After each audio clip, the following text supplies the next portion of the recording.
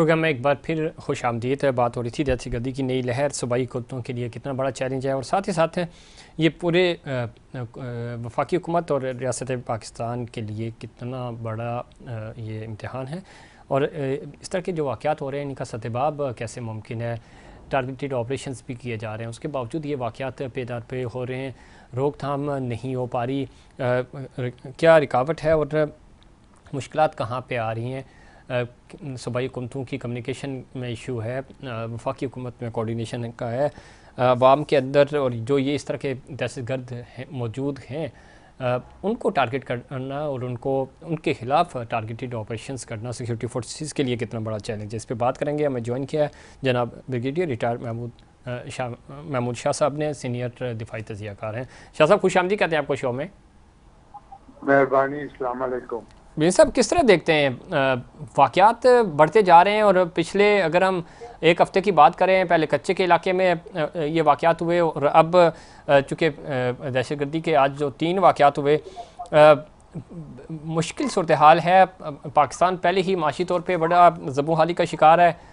Foreign investment अभी आनी थी, फिर इस तरह के वाक़यात, ये कितना बड़ा चैलेंज है और इस तरह के वाक़यात को कैसे रोका जा सकता है? मेरे ख्याल में पाकिस्तान के पास काफी कुव्वत है और वो कर सकते हैं। दरअसल जो इसकी एक्चुअल वजह है, एक तो इंडिया है जो हमारा पेरेनियल एनिमी है जी, और दूसरा जो है अमेरिका नहीं चाहता कि हम सी पैक के ऊपर जो है प्रोग्रेस करें और उसको आगे बढ़ाएं। तो ये एक इशू है। और फिर देखें अमेरिका की कितनी कुव्वत है, कितने उनके पास पैसे हैं, और ये बलूचिस्तान के जो लोग हैं ये गरीब हैं, तो वो कुछ पैसों के लिए कुछ भी कर देते हैं। तो अनफॉर्चुनेटली ये है, हम मुकाबला कर रहे हैं और इंशाल्लाह हम कामयाब होंगे। ठीक है, लेकिन ये जो वाक़यात हो रहे हैं पॉलिटिकली, और अगर जिस तरह आपने कहा कि कुछ पैसों के लिए, तो ज़ाहिर एहसास से महरूमी है, गुर्बत है, बेरोज़गारी है, तो यही वजह बनती है कि एक आम पाकिस्तानी जो है वो मुल्क के ख़िलाफ़, रियासत के ख़िलाफ़ हथियार उठाने पे मजबूर हो जाता है। इन चीज़ों को कैसे दूर किया जा सकता है? सूबाई हुकूमतें, निचली सतह की हुकूमतें इंगेजमेंट्स करें, नौजवान नस्ल को अपने साथ मिलाएं, उन्हीं के ख़ानदानों के लोग जब किसी अच्छी पोजीशन पे जाएंगे, स्कूल यूनिवर्सिटी कॉलेज जाना शुरू करेंगे, थोड़ा सा माहौल बनेगा, जॉब्स मिलेंगी, तो वो हथियार फेंक कर रोज़गार की तरफ और इस तरह की मोटिवेशन ले सकेंगे। इसके ऊपर आप नहीं समझते कि हुकूमतों को फोकस करना चाहिए ताकि इंगेजमेंट्स इतनी ज़्यादा हों कि बच्चे जो है वो दहशतगर्दी की तरफ ना जा सकें? बिल्कुल, मैं समझता हूँ कि वो तो तरक्की की बात है, मुल्क को तरक्की देना, स्कूल आम कर देना, लोगों को स्कूल भेजना।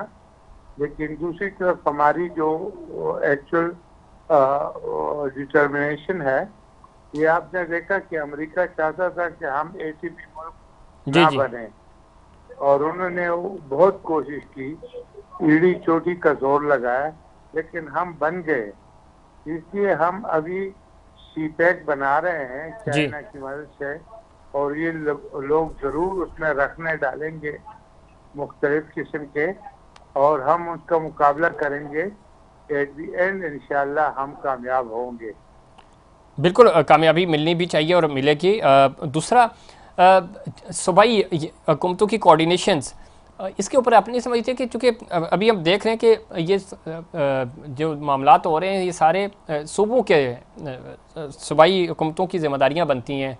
जी बिल्कुल। इसके ऊपर कोई फोकस किया जा सके। सूबे चूँकि एक दूसरे के ऊपर ब्लेम ही कर रहे हैं पॉलिटिकली, अगर आप पिछले एक हफ्ते के बयान देखें तो एक दूसरे के खिलाफ बयान दिए जा रहे हैं। फोकस जो कौमी सलामती और दाखिली सिक्योरिटी है उसके ऊपर नहीं है।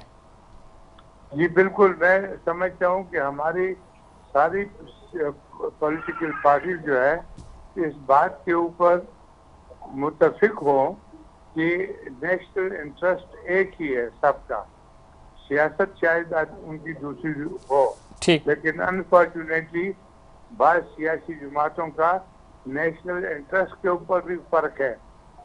जैसे आपने देखा कि आर्मी के इंस्टीट्यूशंस थे, जी, मुख्तलिफ जगहों पे हमले हुए, और अभी वो जो है गद्दारी के मुकदमे उन पे चल रहे हैं। और उनकी जो सूबाई हुकूमतें हैं, जैसे इधर हमारे यहाँ सूबाई हुकूमत है, अभी तक कभी कभी कुछ बातें उनकी नेशनल इंटरेस्ट के खिलाफ होती है। और इस तरीके से सिंध में एक और पार्टी की हुकूमत है, पंजाब में एक और पार्टी की हुकूमत है। तो सियासी जमातों का मुल्क की मफाद के मुताबिक एक ही रवैया होना चाहिए, बाकी सियासत मुख्तलिफ हो सकती है। बहुत शुक्रिया ब्रिगेडियर रिटायर्ड महमूद शाह साहब प्रोग्राम में वक्त देने के लिए। और इसमें कोई शक नहीं, हुकूमतों को, सूबाई हुकूमतों को फोकस करना होगा। वफाकी हुकूमत की कोऑर्डिनेशन बेहतर होगी सूबों के साथ तो चीज़ें बेहतरी की तरफ जा सकती हैं। और हम दुआ गो हैं कि अल्लाह ताला मुल्क पाकिस्तान में अमन अमान बहाल करे और किसी भी इंसानी जान का ज़िया ना हो। बहुत अफसोसनाक वाक़यात हैं ये सारे। और ये चाहे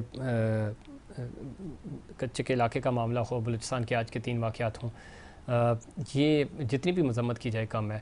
और सिक्योरिटी फोर्सेस की कुर्बानियाँ हैं, पाकिस्तान के अवाम अपने फोर्सेस के साथ खड़े हैं। अल्लाह ताला से दुआ है कि चीज़ें बेहतर हों और अमन अमान बहाल हो सके। ये था हमारा आज का प्रोग्राम। उम्मीद करता हूँ दीगर प्रोग्राम्स की तरह आज का प्रोग्राम भी आपको पसंद आएगा। मुझे और इनसाइड पाकिस्तान की पूरी टीम को दीजिए इजाज़त। अल्लाह निगहबान।